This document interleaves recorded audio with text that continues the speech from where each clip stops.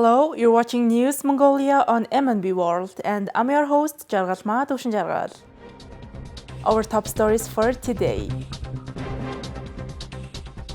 Overcoming challenges to attract investment in Mongolia's renewable energy landscape.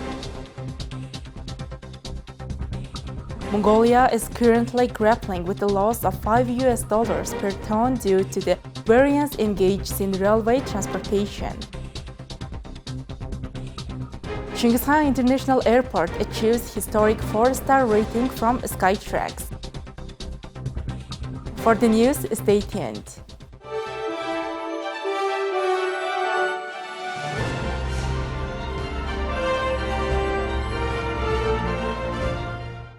With its vast landscapes and abundant resources, Mongolia holds tremendous renewable energy potential. The country's untapped natural resources, including wind and solar power, present a golden opportunity for a sustainable and clean energy future. Despite these prospects, foreign investors remain hesitant due to the concerns about potential financial losses. In Dorngov province, Sanshantsom's wind park has been a beacon of progress, garnering 90% foreign investment 5 years ago. This venture was envisioned not only as an energy resource but as a catalyst for economic growth. Despite successfully integrating with the main grid and providing power to the region, a lingering issue has emerged. Surprisingly, the wind park has yet to distribute dividends to its investors. When foreign investors who played a pivotal role in establishing the wind park find themselves unable to receive anticipated revenue, the prospects of further investment in Mongolia become unstable. Despite the initial promise of returns, the absence of dividends is a pressing issue for future investors to take the risk of contributing to Mongolia's development. Mongolia should maintain a stable and steady policy when it comes to foreign investors.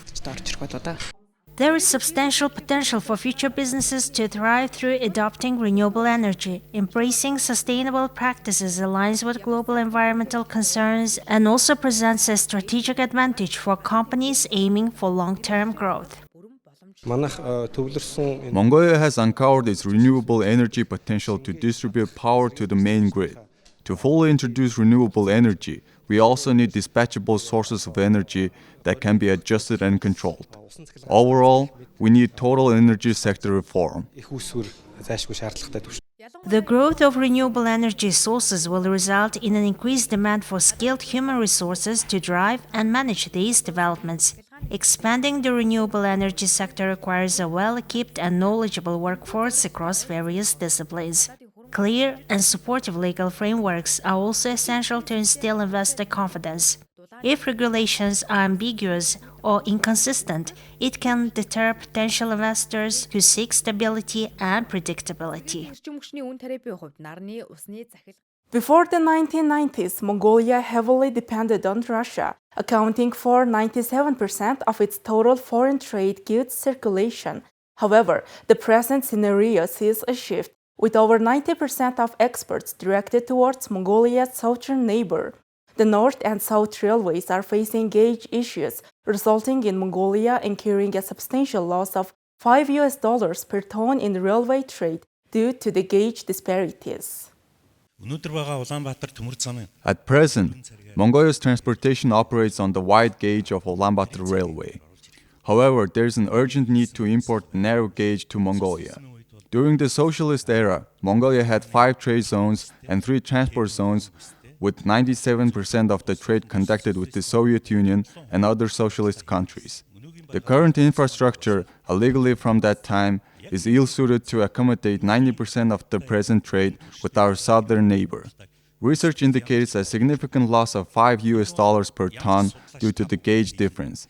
To address this issue, prompt engagement in free trade is crucial, capitalizing on emerging foreign trade and international trade opportunities. In our assessment as researchers, Mongolia finds itself in a situation reminiscent of Korea in the 1950s.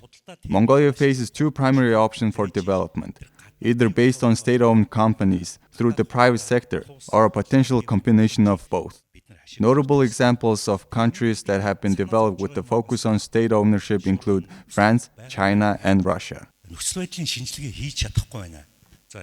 In a historic milestone for Mongolia's civil aviation industry, Chinggis Khaan International Airport has been awarded the esteemed 4-star airport rating by the renowned Skytrax International Research and Evaluation Organization.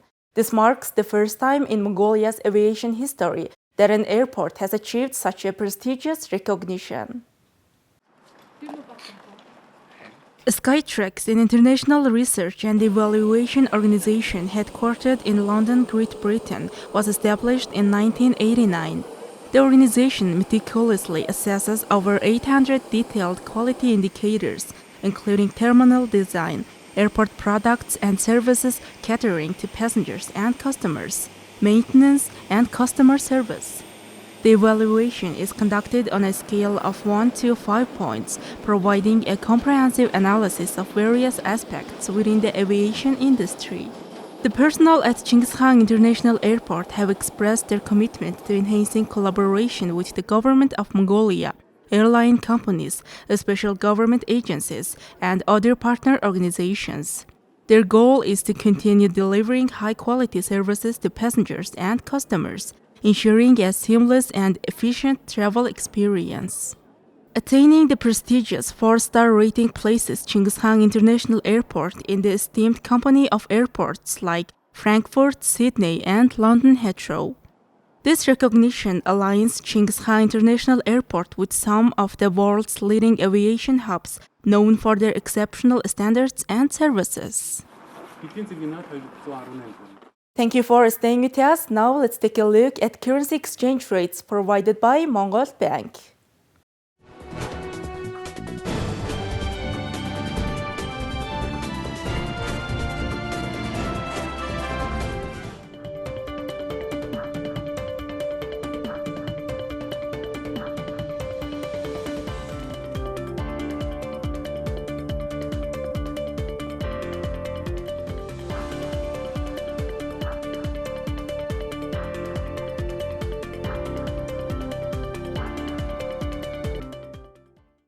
Next, our program will turn our attention to foreign news partnered with international news agencies. The French Foreign Minister Stéphane Séjourné met with his Israeli counterpart Israel Katz in Jerusalem on Monday. In a statement, the Israeli Foreign Ministry said it had thanked France for their help to bring medicine to the hostages in Hamas captivity and the suspension of their funds to the United Nations Agency for Palestinian Refugees. Oh, good to see you again. Good to see you again. 16 countries have suspended funding for the agency over allegations a dozen of its staff participated in Hamas October 7th attacks in southern Israel. The United Nations condemned the abhorrent alleged acts and fired 9 of the accused workers, who include teachers and social workers. 2 are reportedly dead, and the last is still being identified. The ministry also said that Katz had emphasized that Israel will act militarily on Hezbollah in neighboring Lebanon if a diplomatic solution is not found. Israel's military on Saturday issued Hezbollah its most detailed warning yet, saying it would be ready to attack immediately if provoked. Séjourné will also meet Prime Minister Benjamin Netanyahu and other Israeli leaders and is expected in the West Bank in the evening. Ukrainian President Volodymyr Zelensky visited a military training ground in the Dnipro region on Monday, observing soldiers training on air defense simulator. He also attended a firearms training session, including practical shooting exercises. Zelensky presented state awards to the troops and thanked them for their service in defending their country, defending their families, and defending Ukraine. I want to thank you for destroying enemy air targets, destroying the enemy. Thank you for defending our country, defending our families, defending Ukraine. I wish you strong health and only victory, only forward. Glory to Ukraine. The trip comes as Zelensky confirmed he was weighing a possible dismissal of the country's top military officer. Asked whether he was considering the ouster of General Valery Zaluzhny, Zelensky told Italian Rai TV in an interview released late Sunday that he was thinking about it as part of a broader issue of setting the country's path. Zelensky's comments marked his first confirmation that he was willing to fire the widely popular general, a possibility that caused an uproar in Ukraine and delighted the Kremlin as the war approaches its second anniversary. Now let's take a look at international current affairs. Irish Prime Minister Leo Varadkar arrived at Stormont Castle on Monday to meet the First and Deputy First Minister of Northern Ireland. The leaders of the UK and Ireland are in Belfast to meet Northern Ireland's newly revived government. British Prime Minister Rishi Sunak and Leo Varadkar were visiting the new administration at Belfast Stormont Castle.